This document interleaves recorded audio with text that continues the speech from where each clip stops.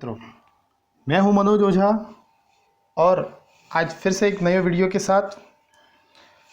पिछले वीडियो में हमने संधि की सामान्य जानकारी प्राप्त की थी तथा संधि के प्रकारों के बारे में पढ़ा था और आज हम स्वर संधि के प्रकारों के बारे में पढ़ेंगे। संधि बहुत ही कठिन विषय माना जाता है, लेकिन उसको सरलतम बनाने के लिए मैं छोटे छोटे वीडियो के माध्यम से एक या दो संधि के भेदों को ही बताऊंगा, ताकि आपके लिए भी कठिनाई ना हो और बिल्कुल सरल से सरल शब्दों में हम इन संधि के विभिन्न भागों को पढ़ सकें। आइए शुरू करते हैं। पिछले वीडियो में हमने पढ़ा था स्वर संधि के बारे में, और स्वर संधि जो है, स्वर संधि किसे कहते हैं वो हम जान चुके थे। आइए एक बार फिर से देख लेते हैं। स्वर संधि अर्थात स्वर प्लस स्वर, अर्थात पहला शब्द जो है उसका अंतिम वर्ण स्वर तथा बाद वाला जो शब्द है उसका पहला वर्ण शब्द, ये भी स्वर होगा, और दूसरे वाले शब्द का पहला वर्ण है वो भी स्वर होगा। ऐसी स्थिति में स्वर संधि बनती है, अर्थात स्वर प्लस स्वर, इससे स्वर संधि बनती है। दो स्वरों के परस्पर मेल से जो विकार उत्पन्न होता है, विकार परिवर्तन, उस परिवर्तन को ही हम क्या कहते हैं? स्वर संधि कहते हैं। या फिर हम इस प्रकार भी कह सकते हैं, स्वर के स्थान पर होने वाले आदेश, आदेश का मतलब एक प्रकार से परिवर्तन। पिछले वीडियो में हमने कुछ परिवर्तन के प्रकार पढ़े थे, तो जो आदेश होता है, जो परिवर्तन होता है, उसी को ही स्वर संधि कहा जाता है। स्वर के स्थान पर होने वाला, अर्थात इसमें प्लस के आगे भी स्वर और प्लस के बाद भी स्वर रहेगा, तो भले यहाँ पर आदेश हो अथवा तो यहाँ आदेश हो अथवा तो एक आदेश हो, कहीं भी हो, कुछ भी हो, लेकिन परिवर्तन हमेशा जो है वो किस में होगा? स्वर में। इधर भी स्वर है, इधर भी स्वर है, इसलिए स्वर के स्थान पर होने वाले परिवर्तन को स्वर संधि कहा जाता है। स्वर संधि के भेद। स्वर संधि के भेद जो है वो हम, चूंकि कक्षा 6 से 10 तक के बालकों के लिए संस्कृत व्याकरण के लिए मैं ये वीडियो बना रहा हूँ, साथ ही साथ रीट वालों के लिए भी। हालांकि स्वर संधि के इसके अलावा भी भेद है, लेकिन मैं केवल कक्षा 10 तक के बालकों के लिए और रीट के लिए महत्वपूर्ण जो संधि, स्वर संधि के भेद है, उन्हीं स्वर संधि के भेदों की बात करूँगा। आइए देखते हैं कौन कौन से भेद हैं। पहला भेद दीर्घ संधि, दूसरा गुण संधि, तीसरा वृद्धि संधि, चौथा यण संधि, पांचवा अयादि संधि, छठा पूर्व रूप संधि और सातवां पर रूप संधि। अब देखिए, यहाँ मैंने इन स्वरों के भेदों को अलग अलग भागों में विभाजित किया है। एक भेद, ये तीन भागों को अलग रखा, फिर दो भागों को अलग रखा और फिर दो भागों को अलग रखा है। क्या तात्पर्य है? आइए देखते हैं। दीर्घ, गुण और वृद्धि, ये तीनों संधियां, उसमें एकादेश होगा। एकादेश जैसा कि हम पिछले वीडियो में पढ़ चुके हैं। एकादेश क्या होता है, एक बार फिर से आपको बता दूं कि प्लस के ठीक आगे स्वर होगा और प्लस के ठीक बाद में स्वर होगा। अब यहाँ और यहाँ जो स्वर हैं, इन दोनों स्वरों के स्थान पर जो परिवर्तन होकर के कोई यहाँ पर नया परिवर्तन होता है, उसे हम क्या कहेंगे? एकादेश। मतलब किसी अन्य वर्ण का आना, दोनों वर्णों के स्थान पर, इसके स्थान पर और इसके स्थान पर, दोनों वर्णों के स्थान पर किसी भी वर्ण का आना, उसको हम एकादेश के नाम से जानते हैं। दूसरी दो संधियां यण और अयादि, इसमें क्या होता है? केवल आदेश होता है। और आदेश, हमने दो प्रकार के आदेश पढ़े थे। दो प्रकार के आदेश अर्थात प्लस के आगे और प्लस के बाद में। यहाँ जो स्वर हैं, इसमें चाहे यहाँ केवल यहाँ परिवर्तन हो अथवा केवल यहाँ परिवर्तन हो, उसे हम आदेश की संज्ञा देते हैं। तो ये आदेश है। उसके बाद में पूर्व रूप और पर रूप, इन दोनों संधियों में भी आदेश ही होता है। फिर भी इन दोनों को अलग रखने का कारण ये है क्योंकि कहीं ना कहीं, सबसे पहले जब हम इन 5 संधियों को पढ़ लेंगे, तब हमें पता चलेगा कि ये जो संधियां हैं कहीं ना कहीं इनके अपवाद स्वरूप उत्पन्न हुई है, और उसी को हम पूर्व रूप या पर रूप संधि कहते हैं। तो सबसे पहले आवश्यक है इन 5 संधियों को आवश्यक रूप से पढ़ ले। जब इन 5 संधियों को हम पढ़ लेंगे, तो उसके पश्चात पूर्व रूप और पर रूप किस किस के अपवाद स्वरूप हैं वो हमें पता चल जाएगा। उम्मीद करता हूं कि यहां तक आपको समझ में आ चुका होगा। तो आज हम इस वीडियो में केवल और केवल स्वर संधि के प्रथम भेद दीर्घ संधि के बारे में पढ़ेंगे। फिर से बता दूं, संधि बिल्कुल भी आसान, बिल्कुल भी कठिन नहीं है, अर्थात बिल्कुल आसान है। केवल इसको जैसे मैं समझा रहा हूं उसको समझने का प्रयत्न करना। अब देखिए, कभी कभार व्यक्ति के मन में बैठ गया है कि नहीं, संधि मैं नहीं कर सकता, शायद उसे ब्रह्मा खुद भी आकर के नहीं बता सकते। लेकिन अगर इस प्रकार से अगर हम संधि को पढ़े तो कोई आपको नियम रटने की आवश्यकता नहीं है। मैं आपको बिल्कुल नियम रटने से मना कर रहा हूं। अक्सर क्या होता है, हम नियमों को रट लेते हैं, अ प्लस अ बराबर आ, ई प्लस ई बराबर ई, ऊ प्लस ऊ बराबर ऊ, इस प्रकार से नियमों को रट लेते हैं और कुछ दिनों के बाद जब उसकी पुनरावृत्ति नहीं होती है तो उन सारे नियमों को हम भूल जाते हैं। लेकिन यहां हम बिल्कुल इजी तरीके से, एकदम सरलतम तरीके से हम यहां संधि को पढ़ने का प्रयास करेंगे। संधि को पढ़ने से पहले चूंकि हम स्वर संधि की बात कर रहे हैं तो मैंने जो सबसे पहला वीडियो बनाया था वर्णमाला, उस वर्णमाला में मैंने स्वरों की बात की थी और स्वर जो थे वो हमने पढ़े थे 13 स्वर। वर्णमाला का पार्ट 1 अगर आपने नहीं देखा हो तो उस वीडियो को अवश्य देख ले। उसके पश्चात ही संधि, क्योंकि जब तक वर्णमाला हमारे क्लियर नहीं होगी तब तक हम संधि को समझ नहीं सकते। आइए बात करते हैं। तो हमने जितने भी स्वर पढ़े थे, वैसे हमने स्वर पढ़े थे 13 स्वर। इन 13 स्वरों को वैसे वहां तो हमने अलग अलग ह्रस्व और दीर्घ स्वरों के रूप में बांट लिया था, उसके बाद में दीर्घ के अलग भेद किए थे। लेकिन यहां हम संधि को अच्छी तरह से समझने के उद्देश्य से हम यहां स्वरों को 3 अलग अलग वर्गों में बद्ध कर लेते हैं।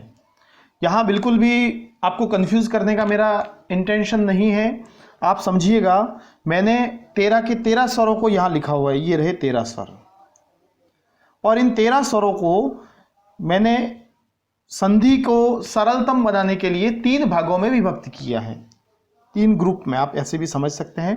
पहला ग्रुप है जिसमें केवल अ और आ को लिया है। उसके बाद दूसरा ग्रुप जो बनाया है उसमें मैंने लिया है बाकी के ह्रस्व स्वरों को, यानी अह्रस्व स्वर है। अ के अलावा बाकी के 4 ह्रस्व स्वर कौन से हुए, ई, उ, री और ली, ये 4 ह्रस्व स्वर। और इनके जैसे बिल्कुल सवर्ण दीर्घ मतलब ई का दीर्घ बड़ी ई, ऊ का ऊ, री का री, इन वर्णों को भी मैंने साथ में ले लिया है। ये बन गया हमारा दूसरा ग्रुप। अब बात करते हैं हम तीसरे ग्रुप की।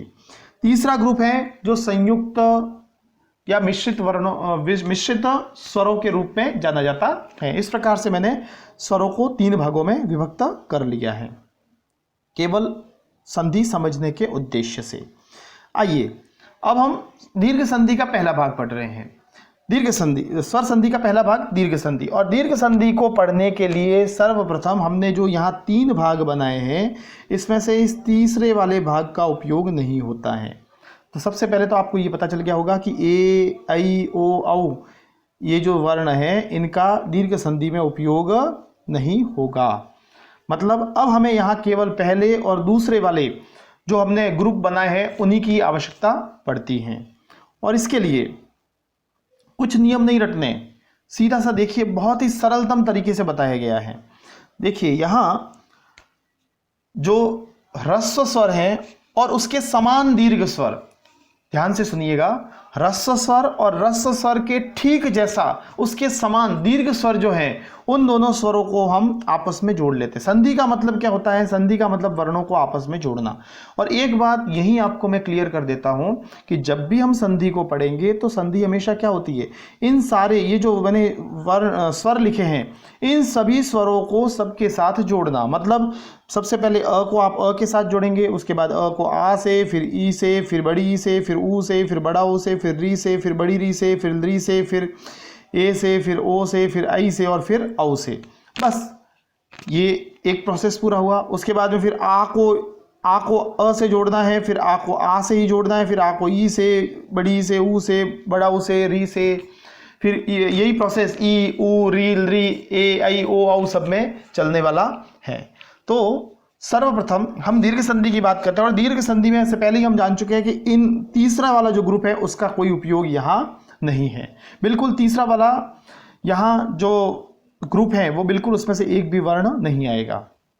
चलिए बात करते हैं दीर्घ संधि। दीर्घ संधि इसे सवर्ण दीर्घ संधि भी कहते हैं। सवर्ण, सवर्ण मतलब अपने ही उसके ही जैसे, जैसे हमने दीर्घ स्वरों में बात की थी। दीर्घ स्वर, दीर्घ स्वरों को दो भागों में बांटा था, सवर्ण दीर्घ।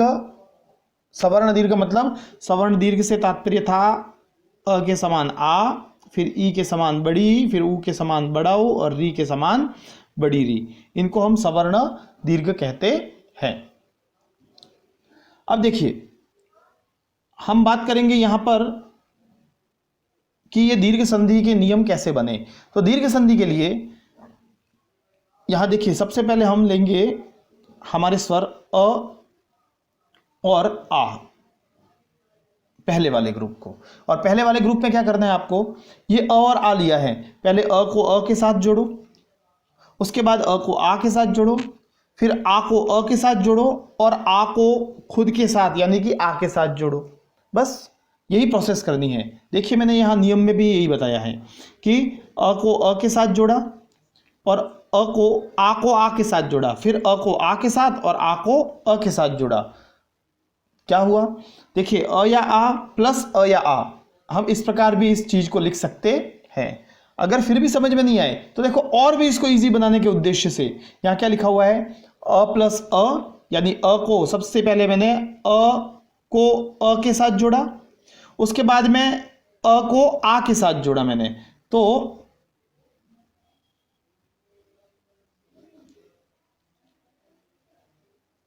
अ को अ से जोड़ा, उसके बाद में अ को आ के साथ जोड़ा, उसके पश्चात आ को अ से जोड़ा और अंत में आ को आ के साथ जोड़ा। अब देखो अ और आ जो है उन दोनों को जोड़ने का जो तरीका है, योग करने का जो तरीका है, इन चार के अतिरिक्त ए भी नया दूसरा तरीका नहीं बनता है।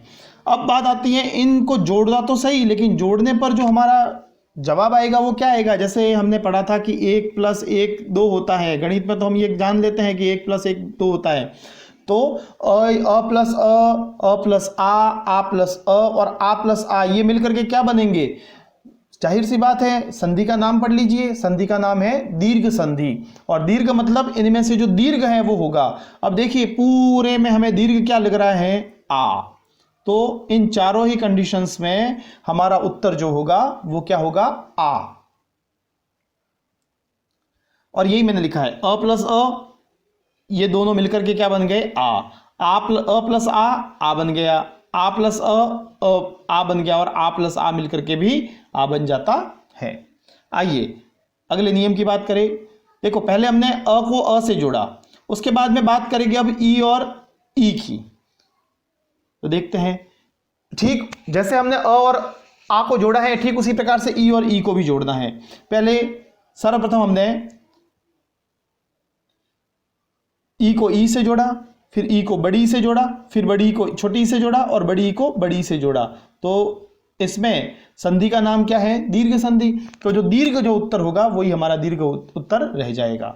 ध्यान रहे ये संधि जो है वो इसमें कौन सा आदेश होता था, एकादेश, जो मैंने यहां लिखा है एकादेश। एकादेश का मतलब दोनों वर्ण अ और अ दोनों मिलकर के जब हम संधि करेंगे तब अ और अ दोनों को हटा करके उसके स्थान पर एक नया वर्ण आएगा और उसका नाम होगा आ।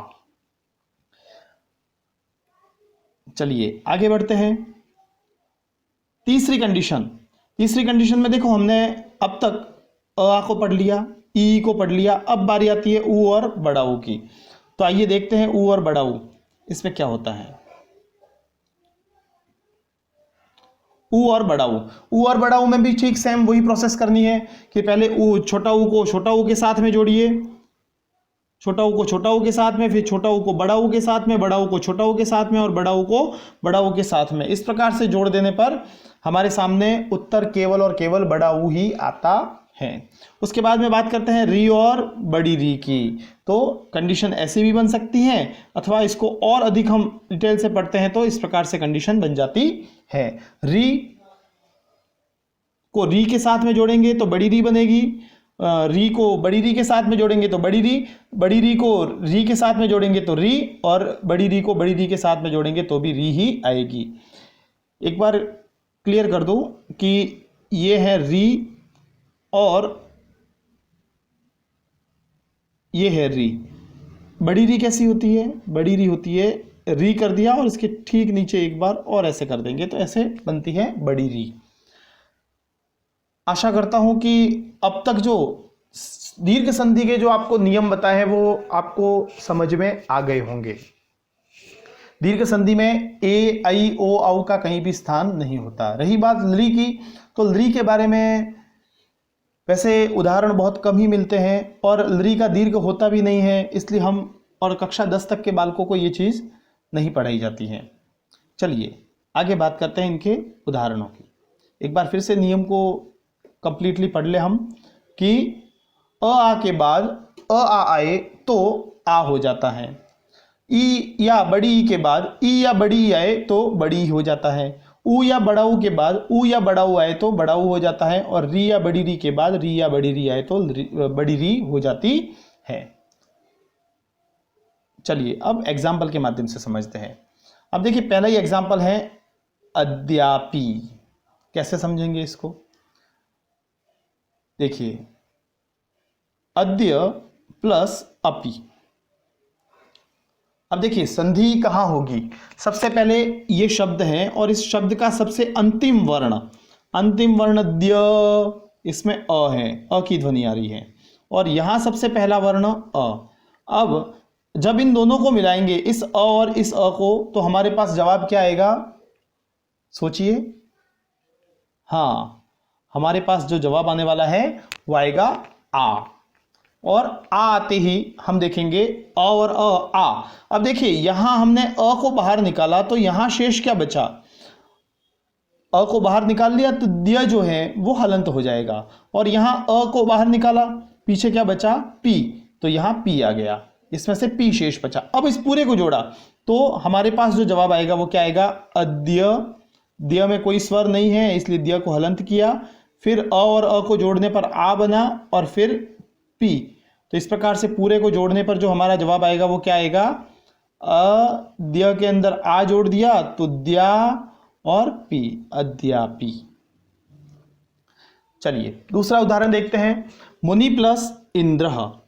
मुनि प्लस इंद्र। अब मुनि छोटी और इंद्र में छोटी है, दोनों ई जब मिलती हैं तब बड़ी ई बन जाती हैं। तो बड़ी, उसके बाद में मुनि में से ई को निकाल देने पर न हलंत रह जाएगा, तो मुन प्लस और पीछे रहेगा आधा न और द्रह, तो द्रह। ई और बड़ी मिला करके ई और दोनों छोटी मिलकर के बड़ी बनी। अब पूरे को मिलाया तो क्या बना? मुनीन्द्र। क्या बनेगा? मुनीन्द्र। चलिए अगले उदाहरण और एक दो उदाहरण देख लेते हैं। भानु प्लस उदय। भानु प्लस उदय। अब भानु में यहां जो है नु में ऊ है, नु में छोटा ऊ है उसको हमने बाहर निकाला और उदय में से ऊ को बाहर निकाला। ऊ और ऊ जब मिले तो बड़ा ऊ बना, ऊ और ऊ को मिलाया तो क्या बना? बड़ा ऊ। अब देखिए यहां शेष क्या बचा? भान, क्योंकि इसमें से ऊ को हम निकाल चुके हैं। और यहां दयः, तो दयः आया। अब पूरे को मिलाने पर भानुदयः बना। उसके बाद में कर्तृ प्लस ऋणम। कर्तृ प्लस ऋणम, इसमें से री को बाहर निकाला तो त हलंत हो गया और री ऋणम में से री को निकाला तो णम पीछे शेष बचा। अब री और री मिलकर के बड़ी री बनी तो कर्तृणम, ऐसा रूप बन जाता है। उम्मीद करता हूं समझ में आ चुका होगा अब तक। अब देखिए, अब विद्यार्थियों की सबसे बड़ी समस्या रहती है, विद्यार्थियों की सबसे बड़ी समस्या रहती है सर हम संधि तो कर लेते हैं, सबसे पहले तो संधि कर लेंगे, लेकिन जब विच्छेद करने की बात आती है, संधि विच्छेद, उस समय बहुत बड़ी समस्या उत्पन्न हो जाती है उनके सामने। लेकिन उस समस्या का समाधान केवल और केवल आपके पास ही है। मैं विद्यार्थियों से फिर कहूँगा, इसका समाधान केवल और केवल आपके पास ही है, क्योंकि इसका कोई शॉर्ट ट्रिक नहीं है। लेकिन फिर भी, तो फिर आपके पास है तो आप क्यों उसको हर बार गलत करते हैं? उसके पीछे कारण भी हम विद्यार्थी खुद ही हैं। चलिए देखते हैं क्या कारण है ऐसा जिसके कारण हम संधि के सारे एग्जाम्पल गलत ही करते हैं। क्या उनको सही किया जा सकता है? हाँ बिल्कुल, उनको सही किया जा सकता है। कैसे? केवल और केवल अपनी प्रैक्टिस के द्वारा। तो चलिए कुछ एग्जाम्पल मैंने यहाँ लाए हैं आपके लिए, अन्य महत्वपूर्ण एग्जाम्पल। अब देखिए इन एग्जाम्पल को करते समय हमेशा हमें ध्यान रखना, हम क्या करते हैं पता है, संधि के नियम हमें याद हो गए। अ प्लस अ बराबर आ होता है, ई प्लस ई बराबर ई होता है, उ प्लस उ बराबर ऊ होता है। ये हमने सब कुछ याद कर लिया। मैं कहता हूँ आपको रट्टा नहीं मारना है, केवल समझना है। और इससे हमें ये भी पता चल गया कि इसके ये आएंगे, इससे आ बनेगा या बड़ी ई बनेगी, बड़ा ऊ बनेगा। लेकिन फिर भी हम जब विच्छेद करते हैं उस समय हमारे सामने सबसे बड़ी समस्या आती है कि सर विच्छेद कैसे करें। तो इसके लिए मैंने कुछ एग्जाम्पल यहाँ जो आपके सामने अन्य महत्वपूर्ण रखे हैं उसमें मैंने एक क्रम सा बना करके रखा है। देखिए हम जब भी एग्जाम्पल को पढ़ते हैं ना, मुरारी, तो हम क्या करते हैं, सीधा आपसे अगर कोई पूछ रहे मुरारी तो मुरा प्लस अरिही, ठीक है, आप ये बोल दिया आपने और केवल एक बार बोल करके हाँ मेरा तो सही हो गया, मुझे पूरी संधि आने लगी है। लेकिन ऐसा नहीं होता। देखिए विद्यार्थियों, हम जब भी ये पढ़ते हैं तब ध्यान रखना है। देखिए यहाँ आपके सामने जो एग्जाम्पल रखे हुए हैं उसमें देखिए, हाँ यहाँ पहला एग्जाम्पल है मुरारी, मुरा प्लस अरिही। अब देखिए आरी नहीं होता, अरी, अरी का मतलब होता है शत्रु। वैसा ही दूसरा एग्जाम्पल लिया, दैत्य प्लस अरिही बराबर दैत्यारी। अब देखो संधि कहाँ हो रही है। अब देखो इसका हमें, जैसे ये इस तरफ वाली पूरी लाइन जो है वो सारे एग्जाम्पल लगभग मैंने इस पेज पर जो लिए हैं वो सारे अ प्लस अ या अ प्लस आ या आ प्लस अ अथवा तो आ प्लस आ वाले ही लिए हैं। फिर ध्यान से देखिएगा, अब देखो इसमें अरि शब्द कॉमन आ रहा है, इसमें भी अरि है, अर्थात पीछे अरि शब्द जब भी किसी शत्रुता के अर्थ में आए तब हमें अरि शब्द लेना है। और देखिए मैंने एग्जाम्पल में क्या लिखा है, मुरारी दैत्यारी। देखो यहाँ भी आ रहा है मुरा दैत्या, इसमें जो आ रहा है इस आ से पता लग रहा है कि यहाँ दीर्घ संधि होगी। और हमने इन दोनों शब्दों को अलग किया, मुर प्लस अरिही। मुर नामक एक राक्षस है, उस राक्षस का शत्रु उसे हम कहते हैं मुरारी। दैत्य प्लस अरिही, अब दैत्य बोलते हैं या दैत्या बोलते हैं, दैत्य यानी राक्षस, तो दैत्य प्लस अरिही अर्थात दैत्यारिही। आगे बात करते हैं हम देवालय। अब देखिए यहाँ आलय आलय वाले कुछ शब्दों को लिया है। आलय का मतलब होता है घर। जैसे देखते हैं देव प्लस आलय देवालय बना, विद्या प्लस आलय से विद्यालय बना, विद्या प्लस आलय, हिमालय से क्या बनेगा, हिम प्लस आलय, पुस्तकालय पुस्तक प्लस आलय।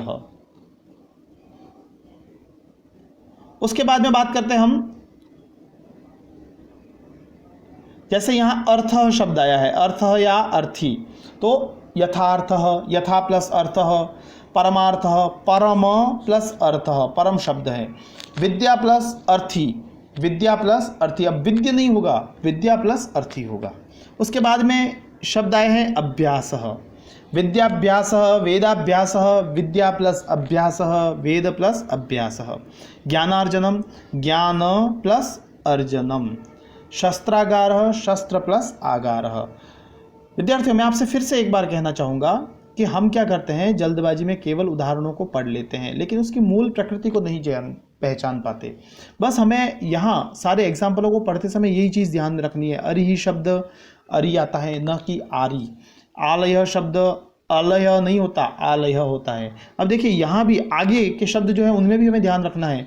जैसे विद्या शब्द है अपने आप में, देव शब्द है, दैत्य शब्द है, पुस्तक शब्द है, यथा शब्द है, परम शब्द है, या फिर पीछे अर्थ अर्थी इस प्रकार के कोई शब्द आए, अथवा तो अभ्यास, अर्जनम, आगार, ज्ञान, शस्त्र, ये सारे ये जो उदाहरण जो हैं इन उदाहरणों को बार बार आपको 2 से 4 बार पढ़ना है। जब 2-4 बार पढ़ोगे तो अपने आप आपको खुद को लगने लगेगा कि हाँ ये एग्जाम्पल जो है, ये सारे एग्जाम्पल्स किस प्रकार से इसमें कौन कौन से शब्द आए हुए हैं। धीरे धीरे जैसे ही रूटीन में आ जाएगा, प्रैक्टिस में आ जाएगा, उसके बाद आप खुद ब खुद इसको, इन शब्दों को पहचानने लगोगे। चलिए आइए अब बात करते हैं ई वाले उदाहरणों की। देखिए यहाँ कुछ शब्द लिए हैं सारे, जिन सब के पीछे इंद्र शब्द आता है। अब देखिए इंद्र में इस चीज को विशेष ध्यान रखना है आपको। इंद्र शब्द में हमेशा हम ई छोटी लिखेंगे, अक्सर विद्यार्थी यही गलती करते हैं या ई को कर देते हैं बड़ी, जो बिल्कुल गलत होता है। इंद्र, इंद्र, ठीक है। अब देखिए रवि प्लस इंद्र रविंद्र बना, मुनि प्लस इंद्र मुनीन्द्र बना, कवि प्लस इंद्र कविंद्र बना, और मही प्लस इंद्र महींद्र बना। अब देखो यहाँ आगे भी ये शब्द बार बार प्रयुक्त होते रहेंगे। रवि छोटी ई है, मुनि में छोटी ई है, कवि में छोटी ई, लेकिन मही में बड़ी ई आती है और इंद्र में हमेशा ई छोटी होती है। चलिए अब बात करते हैं आगे। ईश, ईश वाले उदाहरण, ऐसे शब्द जिसके पीछे ईश आया है। और जैसा हमने पढ़ा इंद्र में तो छोटी ई होती है इंद्र, लेकिन ईश अगर शब्द की बात करें तो ईश अथवा तो ईश्वर शब्द जो है उसमें ई हमेशा बड़ी होती है। ध्यान रहे, इंद्र में ई छोटी और ईश और ईश्वर में ई बड़ी होती है। चलिए बात करते हैं। गौरी प्लस ईश गौरीश, हरि प्लस ईश हरीश, पार्वती प्लस ईश पार्वतीश, श्री प्लस ईश श्रीश, कपि प्लस ईश कपीश कपीश, और गिरि प्लस ईश गिरीश। देखिए अभी हमने ऊपर एक और शब्द पढ़ा था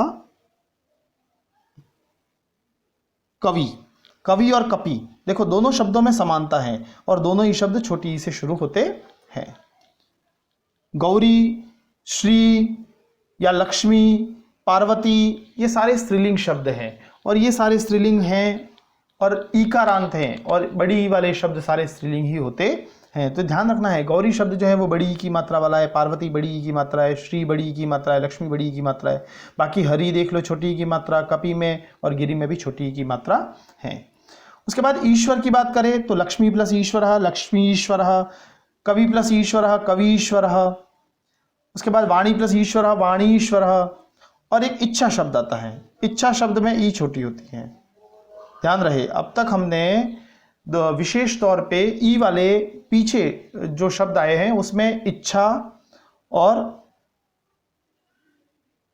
ईश, ईश्वर और इंद्र, देखो ये 4 शब्द पड़े हैं और इन 4 शब्दों में देखिए इच्छा में ई छोटी और इंद्र में ई छोटी, ईश में ई बड़ी और ईश्वर में ई बड़ी। चलिए अब आगे बढ़ते हैं। उ वाले उदाहरण, भानु प्लस उदय। अब देखिए उदय, उदय, ये सारे उदय वाले उदाहरण हैं। उदय में ऊ छोटा आता है, उदय का ऊ हमेशा छोटा होता है। अब देखिए भानु, भानुदय, विधु प्लस उदय विधुदय, भू प्लस भू। अब देखो भू शब्द है वो हमेशा दीर्घ उकारांत होता है, तो भू प्लस उदय भूदय। विष्णु प्लस उदय, विष्णु में छोटा ऊ की मात्रा आएगी विष्णुदय। वधु शब्द जो है, वधु शब्द में हमेशा ऊ बड़ा आता है। दोनों वधु के एग्जाम्पल देख लीजिए। वधू प्लस उत्सव वधूत्सव, उत्सव शब्द हमेशा ऊ छोटा आएगा, उत्साह में छोटा आएगा और उक्ति में भी छोटा आता है। सु प्लस उक्ति सूक्ति, चाटु प्लस उक्ति चाटुक्ति। अब देखिए ऊर्मी शब्द, इसमें ऊर्मी, ऊर्जा, ऊर्ज, ये शब्द जो है वो हमेशा दीर्घ उकारांत होते हैं। कौन कौन से शब्द? एक तो ऊर्मी शब्द, ऊर्मी, ऊर्जा, ऊर्ज, ये तीनों शब्द जो है वो हमेशा दीर्घ उकारांत होते हैं। तो लघु प्लस ऊर्मी लघूर्मी, साधु प्लस उक्तम साधुक्तम, भू प्लस ऊर्जा। देखिए भू शब्द ऊपर भी हम पढ़ चुके हैं, भू वाला, तो भू प्लस ऊर्जा भूर्जा। चमू प्लस ऊर्जा चमूर्ज, ये चमू शब्द है, ये भी दीर्घ उकारांत है। और वधु शब्द फिर से आया, पहले भी हम वधु को पढ़ चुके हैं यहाँ पर। तो ये सारे शब्द जो हैं वो हमेशा दीर्घ उकारांत वाले होते हैं। इन सारे एग्जाम्पल में अगर आपने ध्यान रखा हो तो अब तक हमने जो एग्जाम्पल पढ़े, जैसे यहाँ सब में आ ही होगा, मुरा, दैत्या, देवा, विद्या, हिमा, पुस्तका, इस प्रकार से सारे जहाँ जहाँ आ की मात्रा आई है वहाँ मैंने अंडरलाइन भी की है, रेड लाइन। उसके बाद में यहाँ सभी जगह बड़ी की मात्रा ही होगी। बड़ी की मात्रा है तो मतलब हमें यहाँ से 2 शब्दों को अलग करना है, जिसमें से एक दोनों तरफ ई आएगी। कौन सी छोटी होगी कौन सी बड़ी होगी, ये शब्दों के बार बार 2-4 बार रिवीजन से ही हम इसको पता कर सकते हैं। आइए बात करते हैं री वाले उदाहरणों की। री वाले उदाहरणों में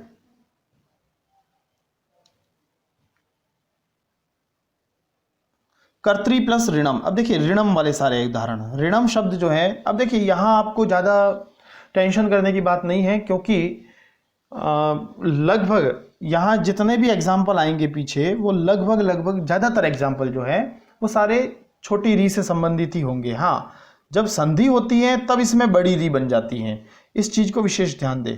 यहाँ संधि होने पर ही आपको यहाँ इन सभी स्थानों पर बड़ी री देखने को मिलती है, वरना यहाँ इन सभी शब्दों में छोटी री की मात्रा है और इस तरफ भी आपको लगभग छोटी ई की मात्रा ही देखने को मिलेगी। बस संधि करते समय ध्यान रखना है कि इसमें इन सारे शब्दों में बड़ी री की मात्रा को रखना है। कर्तरी प्लस ऋणम कर्तृणम, भर्तृ प्लस ऋणम भर्तृणम, मातृ प्लस ऋणम मातृणम, पितृ प्लस ऋणम पितृणम, कर्तृ प्लस ऋद्धि कर्तृऋद्धि, पितृ प्लस ऋद्धि पितृऋद्धि, होत्री प्लस विकारः होत्रीकारः। उम्मीद करता हूँ मित्रों आज का वीडियो आपको पसंद आया होगा, और अगर आपको संधि में कुछ एक्स्ट्रा जानने को मिला हो तो प्लीज़ इस वीडियो को अधिक से अधिक विद्यार्थियों तक पहुंचाने का कष्ट करें, अधिक से अधिक इसको शेयर करें। और मैं आपसे भी ये निवेदन करूंगा कि आप मेरे चैनल को सब्सक्राइब अवश्य कर लें और साथ में घंटी के जो आइकन आता है उसको ज़रूर दबाएं, ताकि इससे आपको जब भी मैं नया वीडियो अपलोड करूंगा तो आपको इसकी सूचना नोटिफिकेशन के माध्यम से मिल जाएगी। चलिए, वीडियो काफ़ी बड़ा ना हो इस कारण से केवल आज हम दीर्घ संधि को पढ़ेंगे। आने वाले वीडियो में हम बाकी संधियों जो बाकी स्वर संधि के जो वेद हैं उनको पढ़ने की कोशिश करेंगे। नमस्कार, जय हिंद, जय भारत, जय श्री कृष्ण।